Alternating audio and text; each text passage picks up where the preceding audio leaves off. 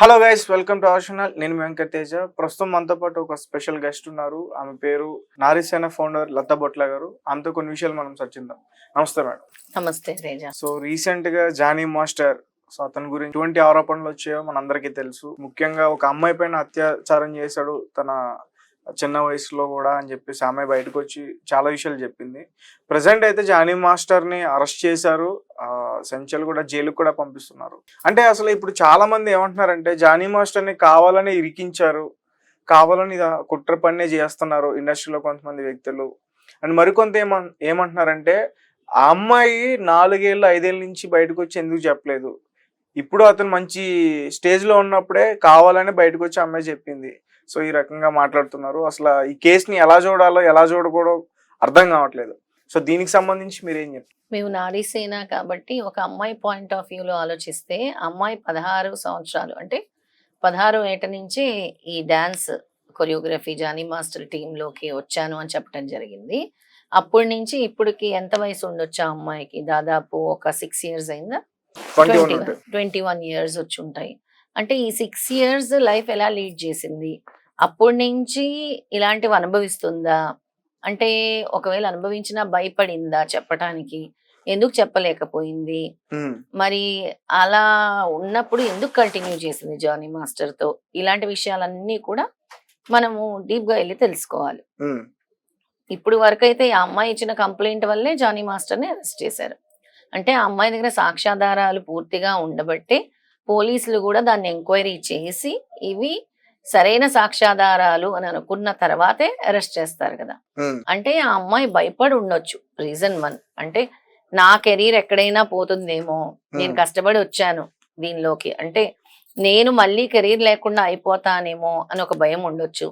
లేదా ఆడపిల్లని కదా, నలుగురిలో నవ్వులు పాలు అయిపోతాను కదా అని ఒక భయం ఉండొచ్చు ఆ అమ్మాయికి. ఇప్పుడు అంటే మెచ్యూరిటీ పెరుగు ఉండొచ్చు ఆ అమ్మాయికి. 16 ఏటి నుంచి 21 సంవత్సరాలు వచ్చిన కొంచెం ధైర్యం వచ్చి ఉండొచ్చు ఆ అమ్మాయికి. నేను ఇంకా ఎన్నాళ్ళు భరించాలి ఇది, ఈ చెర నాకొద్దు అనుకునే స్టేజ్కి వచ్చేసి ఉండొచ్చు ఆ అమ్మాయి. ఇప్పుడు ఇన్ని సంవత్సరాలు నేను భరించాను, ఒక 4-5 సంవత్సరాలు నేను భరించాను, ఇంకా నాకొద్దు ఈ స్టేజ్, నేను నిర్భయంగా ఇది చెప్పాలనుకుంటున్నాను, నేను నా ఆత్మని నేను అంటే ఇలా మోసం చేయలేను అంతరాత్మని అని ఒక ఉద్దేశంతో ఆ అమ్మాయి బయటకు రావడం జరుగుండొచ్చు. లేదా ఏదైనా మళ్ళీ జానీ మాస్టర్ తో ఏదైనా ఇలాంటి ప్రాబ్లం వచ్చి ఉండొచ్చు ఈ మధ్య కాలంలో, దాన్ని భరించలేక ఆ అమ్మాయి బయటకు వచ్చి ఇలా చేసి ఉండొచ్చు అని అనుకుంటున్నాను తేజ. అంటే నేనేమనుకుంటున్నానంటే ఒకవేళ జానీ మాస్టర్ కి ఇండస్ట్రీలో మంచి పేరు రాకపోయింటే అమ్మాయి చెప్తుందో చెప్పదా? నేనైతే ఖచ్చితంగా చెప్తానే అంట. ఎందుకంటే ఇప్పుడు ఆయన చాలా మంచి కొరియోగ్రాఫర్ కాబట్టి ఇండియాలోనే నెంబర్ 1 కొరియోగ్రాఫర్. దాన్ని professional wise is very good. Professional లో ఆయన సూపర్ సక్సెస్. We agree. ఆయన హార్డ్ వర్క్, కమిట్మెంట్, అది ప్రొఫెషనల్ గా ఈజ్ సక్సెస్ఫుల్. కానీ పర్సనల్ గా he might not be successful కదా. ప్రొఫెషనల్ గా అందరు సక్సెస్ అయిన వాళ్ళు పర్సనల్ గా సక్సెస్ అవుతారని గ్యారంటీ ఉందా? లేదు కదా. నువ్వు చెప్తుంది ప్రొఫెషనల్ కోణంలో. ప్రతి మనిషిలో ప్రొఫెషనల్ అంటే ఇప్పుడు అందరూ వెళ్తారు, ఉద్యోగానికి వెళ్ళొస్తారు, అదొక ప్రపంచం. ఫ్యామిలీ లైఫ్ ఇంకో ప్రపంచం కదా. మనతో ఉండే వర్కర్స్ ఇంకో ప్రపంచం. చెప్తున్నాను నేను, profession is different, personal life is different. అంటే ప్రొఫెషనల్ గా ఆయన కమిట్మెంట్ తో ఉండొచ్చు, కానీ ప్రొఫెషనల్ తర్వాత ఇంకో షేడ్ ఇది అయ్యి ఉండొచ్చు కదా. ఓకే, కానీ ఇండస్ట్రీలో కూడా చాలా ఇలాంటివి సర్వసాధారణం. నిజంగానే కలుస్తారు. కేవలం ఈ మాస్టర్లే కాదు, ప్రొడ్యూసర్లు ఉంటారు, డైరెక్టర్లు ఉంటారు, కొంతమంది యాక్ట్రెసెస్ కి ఇష్టం ఉంటే నిజంగానే కలుస్తారు. ఇటువంటివన్నీ కూడా సర్వసాధారణం అని చెప్పేసి నేను కొన్ని వీడియోస్ కింద కామెంట్స్ చూసాను మేడం. అంటే అవన్నీ కూడా నమ్మొచ్చా, నమ్మకూడదా? ఎలాంటి కామెంట్స్ చూసాను? ఇండస్ట్రీ అంటే ఒకరిపై ఒకరికి ఇష్టం ఉంటే కలుస్తారు, కామన్. అది ప్యూర్లీ వాళ్ళ పర్సనల్ మ్యాటర్. ఇప్పుడు ఇండస్ట్రీలో ఎవరెవరికి ఇష్టం ఉందో మనకు తెలియని విషయం. ఈ విషయానికి వచ్చేసరికి ఒకప్పుడు ఆమె ఇష్టంగానే కలిసింది, ఇప్పుడు కావాలనే చేస్తుంది అని చెప్పేసి అంటున్నారు. ఇష్టంగానే కలిసింది అని ఎవరు చూసారు? ఇప్పుడు దాన్ని మనం ఏమి సపోర్ట్ చేయట్లేదు, వ్యతిరేకించట్లేదు. అక్కడ ఏం జరిగింది అన్న విషయం గురించి మనం మాట్లాడుకుంటున్నాం. ఒకవేళ జానీ మాస్టర్ నిజంగానే అమ్మాయిని బలవంత పెట్టుంటే వాళ్ళ పేరెంట్స్ చెప్పుద్ది కదా మేడం. అదే ఎందుకు చెప్పలేదు, భయపడిందా? ఇప్పుడు ఆ కోణంలోనే మనం మాట్లాడుకున్నాం. ఇప్పుడు నిజంగా ఆయన బలాత్కారం చేస్తుంటే లేదా ఇంకా ఏదైనా వైలెంట్ గా బిహేవ్ చేస్తుంటే ఆ అమ్మాయి ఎందుకు చెప్పలేదు ఇన్ని రోజులు? భయపడిందా? లేదా పబ్లిక్ లో అల్లరి అయిపోతాను అనుకుందా? తన ఉమ్, కెరీర్ డ్యామేజ్ అయిపోద్ది అనుకుందా? ఉమ్, తన ఎందుకు ఇన్ని రోజులు ఆగింది అనే విషయమే మనం తెలుసుకోవాలి. అంటే ఇప్పుడు ఎందుకు ఆ సాక్ష్యాధారాలతో బయటకొచ్చింది? ఇన్ని రోజులు ఎందుకు చెప్పలేకపోయింది? అనే ఉమ్. కోణంలో ఆలోచించాలన్నమాట మనం. ఎందుకు చెప్పలేకపోయింది అంటే చాలా భయాలు ఉండి ఉండొచ్చు ఆ అమ్మాయికి. ప్రెసెంట్ డేస్ లో మహిళలు అంతా భయపడుతున్నారా ఇంకా? అప్పుడు ఆ అమ్మాయి వచ్చినప్పుడు ఏజ్ 16, ఉమ్, ఇప్పుడు 21. అప్పుడు మెచ్యూరిటీ లేదు ఆ అమ్మాయికి. చాలా చిన్న పిల్ల. ఉమ్, 16 లో ఆలోచన విధానం వేరుంటుంది. 21 లో ఆలోచన విధానం వేరుంటుంది. ఉమ్, నువ్వే ఇంటర్‌లో ఉన్నప్పుడు ఎలా ఆలోచించేవాడివి? ఇప్పుడు ఉమ్. ఎలా ఆలోచిస్తున్నావు? నిన్ను నువ్వే అసెస్ చేసుకో. నేను ఇంటర్లో ఉన్నప్పుడు నేను నాతో పాటు ఉన్న ఫ్రెండ్స్ కొంతమంది అమ్మాయిలు కూడా ఆ రోజుల్లో ఫోన్ పట్టుకున్నారు మేడం. మరి ఫోన్ ఉంటే సగం నాలెడ్జ్ ఉంటది. ఆ ఫోన్ ఎంత మంచి పట్టుకున్నారు. ఉంటదో ఎంత అంతే చెడు ఉంటది. కానీ అంత మెచ్యూరిటీ ఉందా నీకు? లేదే, ఖచ్చితంగా ఉండదే. ఉమ్, అంత ఆలోచించే మెచ్యూరిటీ నీకు ఇంటర్‌లోనే ఉంది అంటే నేను ఒప్పుకోను. ఉమ్. ఇంటర్ తర్వాత ఇంటర్‌లో ఉండేదంతా కూడా అసలు ఆలోచన వేరే విధంగా ఉంటుంది. ఓకే, మీరు చెప్పింది కరెక్టే మేడం. అంటే ఇంటర్ వరకు సరైన ఆలోచన లేకపోవడం ఇప్పుడు ఓకే. 15, కానీ అంటే 16, 17 మంచి సంవత్సరాలు. చెడ్డ తెలుస్తుంది కదా మనకి. ఇప్పుడు ఆడవాళ్ళ పట్ల ఇప్పుడు ఇంటర్లో నేను ఇంటర్లో ఉన్నప్పుడు నేను ఎవరి మీద ఒక అమ్మాయి మీద చెయ్యేస్తే ఆ అమ్మాయికి తెలుస్తుంది ఇది మంచిదా చెడ్డదని. తను రియాక్ట్ అయితే ఖచ్చితంగా అవుతుంది. అందరూ కూడా తను ఇప్పుడు ఎందుకు అవ్వలేకపోయింది? అందరూ కూడా బయటకొచ్చి చెప్పలేరు కదా! అదే మెయిన్ ప్రాబ్లమ్. మా పరువు పోతుంది అని అనుకుంటారు ఆడపిల్లలు ప్రతి ఒక్కరు కూడా. ఉమ్, ఆ అమ్మాయి చెప్పాల్సి ఉందేమో, చెప్పుంటే బావుండేదేమో. మేము ఉమ్, అదే అనుకుంటున్నాం. ఎందుకు చెప్పలేదు? చెప్పుంటే బావుండేది అని అనుకుంటున్నాం. ఉమ్, ఎందుకు ఇన్ని సంవత్సరాలు ఆగింది ఆ అమ్మాయి? ఎందుకు భరించింది? అనే విషయం తెలుసుకోవాలి. ఉమ్, ఎందుకు ఆ అమ్మాయి భరించింది? ఇలా చేస్తున్నప్పుడు ఎందుకు ఊరుకుంది ఆ అమ్మాయి? ఉమ్, ఆ అమ్మాయికి ఏమైనా కెరీర్ లో ప్రాబ్లమ్ వస్తుందేమో అని ఒక ఆలోచన ఉండొచ్చు ఆ అమ్మాయికి. ఉమ్. ఇప్పుడు కెరీర్ ఎవరు? Johnny master. జానీ మాస్టర్ ని అడ్డంగా పెట్టుకుని కెరీర్ అంతా సక్సెస్ అయింది అనుకోవచ్చా? జానీ మాస్టరుని అడ్డం పెట్టుకొని అనంటే ఆయన చూస్ చేసుకుంటాడు కదా! ఉమ్, ఆయన పర్మిషన్ లేకుండానే ఉంచుకుంటారా ఆయన గ్రూప్ లో డాన్సర్స్ ని? Um, he will select his dancers ని కదా! ఒక కొరియోగ్రాఫర్ ఏం చేస్తాడు? ఎవరైతే బాగా డాన్స్ చేస్తారో వాళ్ళని సెలెక్ట్ చేసుకుంటారు. ఉమ్, ఈమె అడ్డం పెట్టుకుందని ఎలా చెప్తాం మనం?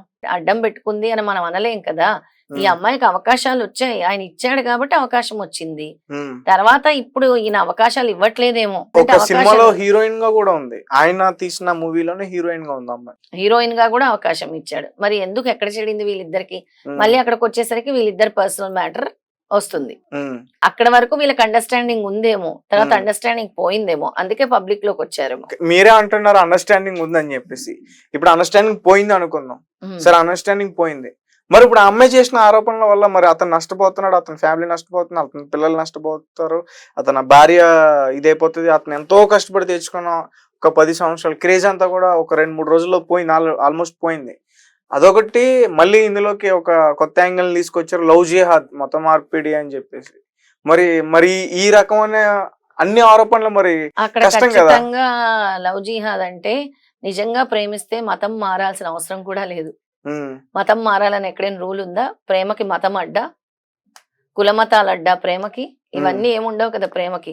మతాలు మార్చారు కాబట్టి లవ్ జిహాద్ అని వస్తుంది. ఉమ్, ఇప్పుడు ఆ అమ్మాయి హిందూ అయిన అమ్మాయి కదా, ఉమ్, హిందూ అమ్మాయి కదా, హిందూ అమ్మాయి మతం మారింది కాబట్టే లవ్ జిహాద్ అంటున్నారు. కావాలని చేశాడేమో, ఆ అమ్మాయి లైఫ్ ని స్పాయిల్ చేశాడేమో అని దాన్ని ఉమ్. లవ్ జిహాద్ అంటే అంటున్నారు. ముందు చేసుకున్న వైఫ్ ఎవరైతే ఉన్నారో ఉమ్. ఆమె ముందు హిందూ అంట, హిందూ. మారి చేసుకున్నారనేది కూడా కొంచెం బయటకు వచ్చింది న్యూస్. నిజంగా ప్రేమ ఉంటే మతం మారాల్సిన అవసరం లేదు. ఎందుకు మతం మార్చే పెళ్లి చేసుకోవాలని ఎక్కడైనా ఉందా శాసనం? ఉహు, ఉందా? ఈ అమ్మాయి ఎందుకు మతం మారాలి? ఎందుకు ఆ అబ్బాయి ఎందుకు మారలేదు మతం? అంటే హిందూ అమ్మాయిల్ని కావాలని ఎరేస్తున్నారా అని లవ్ జిహాద్ అనే మాట వస్తుంది. ఉమ్, ఎంతో మంది హిందూ అమ్మాయిల్ని వీళ్ళు టార్గెట్ చేసి పెళ్లిళ్ళు చేసుకుంటున్నారు, మతం మారుస్తున్నారు అని టాక్ ఎక్కువ వస్తుంది మార్కెట్ లో. ఉమ్. ఎందుకు ఆ టాక్ వస్తుంది? అంటే ఎక్కడైనా రాస్తుందా అట్లా చెయ్యాలి అనేది? లవ్ జిహాద్ అనే పేరు ఇది ఒక ఉద్యమంగా వాళ్ళు చేస్తున్నారు. ఇది ఎలా ఎక్కువ వచ్చింది మందిని మేడం? మత మార్పిడి చేయడానికి వీళ్ళు ఈ విధంగా చేస్తున్నారు ఉమ్, అనే ఆలోచన ప్రతి హిందువులో మొదలైంది. ఉహు. అంటే ఇలాంటి సంఘటనలు ఎక్కువ జరుగుతున్నాయి కాబట్టి మన సొసైటీలో ఉమ్, ఎంతో మంది హిందువుల అమ్మాయిల్ని వీళ్ళు ప్రేమించి మతం మార్పించి పెళ్లి చేసుకుంటున్నారు కాబట్టి ఉమ్, ఈ ప్రస్తావన వచ్చింది. లేదంటే ఈ ఓకే. ప్రస్తావన రాదు కదా. ఈ మధ్య కాలంలోనే ఎంతో మంది అమ్మాయిలు కూడా వాళ్ళ మతం మార్చుకొని, అంటే హిందువుల అమ్మాయిల్ని వీళ్ళు ప్రేమించి ఉమ్, ఈ అమ్మాయిలు మతం మార్చుకొని మళ్ళీ ఆ ప్రేమలో అంటే ప్రేమ నుంచి పెళ్లి వరకు వెళ్ళి తర్వాత మళ్ళీ వాళ్ళ జీవితాల్ని నష్టపోయి మళ్ళీ ఏమీ చేయలేని స్థితిలో ఈ అమ్మాయిలు ఉంటున్నారు కాబట్టి దాన్ని లవ్ జిహాద్ గా పేరు పెట్టారు. ఓకే. మరి అంటే జీవితము ఏం చేస్తారు? నమ్మి ఇంట్లో నుంచి వచ్చారు, ప్రేమించారు, పెళ్లి చేసుకున్నారు. ఉమ్, తర్వాత పెళ్ళైన తర్వాత ఇద్దరికి పడట్లేదు. ఈ అమ్మాయిని అర్ధాంతరంగా వదిలేసి వెళ్ళిపోయాడు ఆయన. ఉమ్, ఈ అమ్మాయి జీవితం ఏమవుతుంది? ఏంటి పరిస్థితి? ఈ అమ్మాయిని ఎవరు చూసుకుంటారు? ఈ అమ్మాయి ఎలా బ్రతుకుతుంది? ఒక వ్యక్తిని నమ్మి వెళ్ళింది. ఉమ్, నీ కోసం మతం కూడా మార్పించుకున్నావు. నిన్ను నిండు నూరేళ్ళు ఉంటావని నమ్ముకొని వచ్చింది. కానీ నువ్వు దాన్నే టార్గెట్ చేసి ఆ అమ్మాయిని వాడుకునే వరకే నువ్వు ఉపయోగించుకొని అక్కడ మతం మార్పించుకొని చేసుకొని వదిలేసిన తర్వాత మరి దీన్ని ఏమంటారు? లవ్ జిహాద్ అనకుండా. అందుకే మన హిందువులందరూ కూడా దీన్ని లవ్ జిహాద్ అని అంటున్నారు. ఒకవేళ దీన్ని ఒక క్రిస్టియన్ మత చేసుకుంటే మార్పిడి లవ్ అని జీసస్ అంటున్నారు. ఏదైనా కూడా ఒకవేళ ఇదే పని క్రిస్టియన్స్ అయితే దాన్ని ఏమంటారు మేడం? ఏదైనా పెట్టొచ్చు. ఇప్పుడు ఉమ్, లవ్ జిహాద్ అని పెట్టారు. ఇది ఉమ్. ఏదైనా పెట్టొచ్చు. అంటే ఇక్కడ బలైపోతుంది ఎక్కువ హిందువుల అమ్మాయిలు అని మన వాళ్ళ అభిప్రాయం. ఓకే. అంటే ఇక్కడ దీని గురించి డిస్కషన్ వచ్చింది కాబట్టి ఇంకో క్వశ్చన్ అడుగుతాను మేడం. అంటే నేను విన్నా, అంటే బైబిల్లో ఇట్లా మతం మార్చాలి అనేది ఏదో రాసుందంట. మరి అంటే ఈ ఖురాన్ లో కూడా ఎట్లా అయినా రాసుందా మతం మార్చాలి అనేది అని ఉందా? మతం మార్చాలి అని అంటే బైబిల్లో అంటే ఎవరైనా ఒకరు ప్రేమిస్తే మతం మార్చుకొని పెళ్లి చేసుకోవాలని ఉందా? ఉమ్. ఉందా అడుగుతున్నాను. అంటే ఎక్కడ మతం మార్చాలని అంటే అడుగుతున్నాను వాళ్ళు అర్థం కాదు. చెడుదోవలో ఉన్నారు, వాళ్ళని మార్చాలి, మార్పు తీసుకురావాలన్నట్టు ఉందంట మ్హూ. బైబిల్లో. నాకు ఒక అతను చెప్పారు, నేను డైరెక్ట్ చూడలేదు, ఒక పాస్టర్ చెప్పారు. అది ఎంతవరకు నిజమని కాదు తెలియదు నాకు.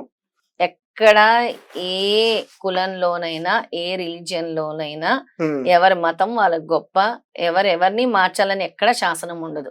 ఉమ్, ఎదుటోళ్ళని నువ్వు మార్చు అని ఎక్కడైనా ఉందా రాసి? బైబిల్లో ఉందా? ఖురాన్లో ఉందా? భగవద్గీతలో ఉందా? వాళ్ళ మతం మార్చి తీసుకోనరా, ఇందులో కలుపుకో బలవంతంగా వాళ్ళ ఆత్మ ఘోషిస్తూ ఉన్నా పర్వాలేదు మార్చేయని ఉందా? రాసుందా? ఉమ్. ఎందులోని రాసలేదు. బైబిల్లో ఉండదు, ఖురాన్లో ఉండదు, భగవద్గీతలో ఉండదు. మతాలు మార్చమని మాత్రం ఎటువంటి ఆధ్యాత్మిక గ్రంథాల్లో మాత్రం ఉండదు. రైట్.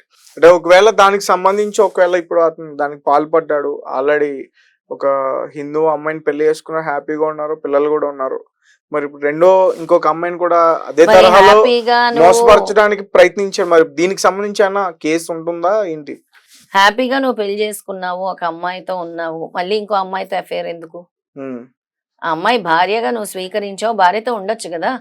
ఇంకా 10 మందితో అఫేర్ ఎందుకు నీకు? అంటే భార్యను మోసం చేస్తున్నట్టే కదా. ఉమ్, నీ కోసం మతం మారింది, నిన్ను ప్రేమించింది, మతం మారింది, పిల్లల్ని కనింది. మరి ఆ అమ్మాయిని నువ్వు ఏం చేస్తున్నావు? అన్యాయం చేస్తున్నావా లేదా? ఉమ్, ఈ పాయింట్ లో చూసుకుంటే మరి భార్యను మోసం చేసినట్టే కదా. ఇంకొకరితో అక్రమ సంబంధం పెట్టుకోవటం అంటే భార్యను మోసం చేసినట్టే. క్లియర్ గా చీటింగ్ అనే తెలుస్తుంది కదా. ఉమ్, మరి అది కూడా అయ్యి ఉండొచ్చు కదా ఒక రీజన్. అంటే అనవసరంగా అపవాదాలు వేస్తున్నారు జానీ మాస్టర్ మీద అంటే career wise professional wise is very good. అందరూ మెచ్చుకుంటారు. ఆయన డాన్స్ కానీ ఆయన చేసిన సాంగ్స్ కొరియోగ్రఫీ కానీ చాలా సూపర్ సక్సెస్ అయ్యాయి. బుట్టబొమ్మ సాంగ్ ఏంటి, ఇంకోటి ఏదో సాంగ్ నువ్వు చెప్పావు కదా, చాలా ఉన్నాయి మేడం. చాలా సాంగ్ ఆయన చేసిన అన్ని సాంగ్స్ కూడా చాలా సూపర్ హిట్ అయ్యాయి. ఉమ్, ఆయన ప్రొఫెషన్ లో సూపర్ సక్సెస్. పర్సనల్ లైఫ్ లో ఏమో ఫెయిల్యూర్ అయి ఉండొచ్చేమో. ఎందుకు కాకూడదు? ఉమ్, ఎందుకు కాకూడదు? అయి ఉండొచ్చేమో. ఓకే. సరే భార్యను బానే చూసుకుంటున్నాడని అన్నావు, భార్యను బానే చూసుకుంటున్నాడు, కానీ మళ్ళీ ఇవన్నీ ఎందుకు చుట్టూ? ఉమ్, వీళ్ళందరితో ఎందుకు అఫైర్స్? అలాగే ఉండొచ్చు కదా. ఓకే. అయితే అంటే 4-5 సంవత్సరాల నుంచి అమ్మాయి చెప్పకుండా ఉన్నదానికి రీజన్ ఏంటంటే భయపడ్డం. భయపడ్డం అవ్వచ్చు, కెరీర్ అవ్వచ్చు. నేనేం చెప్తున్నాను, ఉమ్, కెరీర్ అవ్వచ్చు.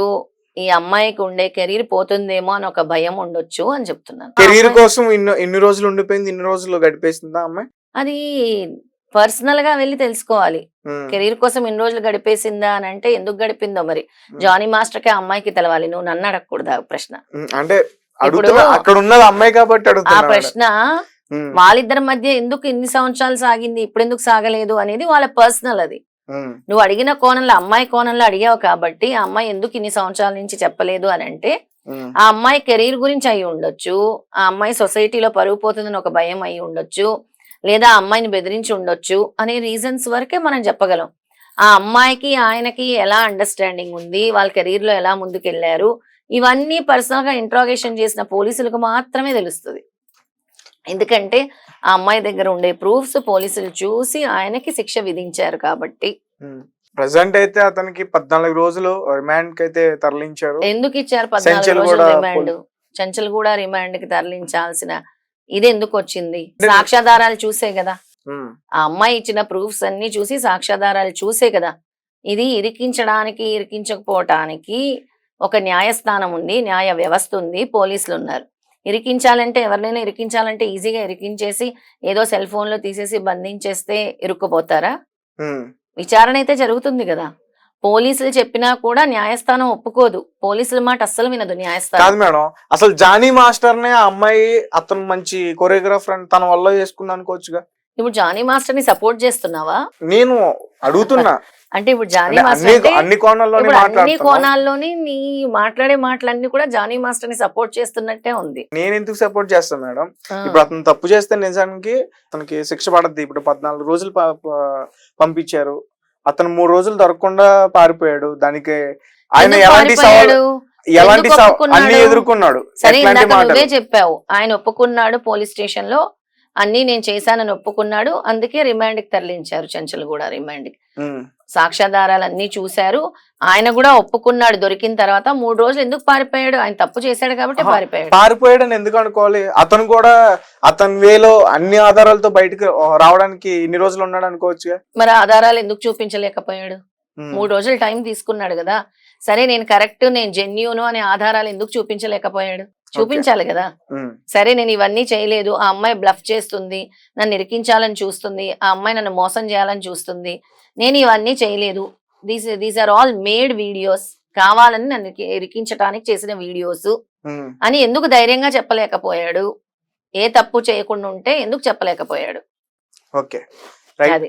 అంటే దీనికి సంబంధించి ఇండస్ట్రీలో చాలా మంది కూడా రియాక్ట్ అయ్యారు. అంటే ఎవరికి సపోర్ట్ చేయలేదు, వాళ్ళ పూర్తి నమ్మకం పోలీసుల పైన ఉంది, కోర్టు పైన ఉంది. నేను కూడా అదే చెప్తున్నాను, పోలీసులు ఏ ఆధారాలు లేకుండా అరెస్ట్ చేయరు, న్యాయస్థానం కూడా ఏ శిక్ష గుడ్డిగా విధించదు.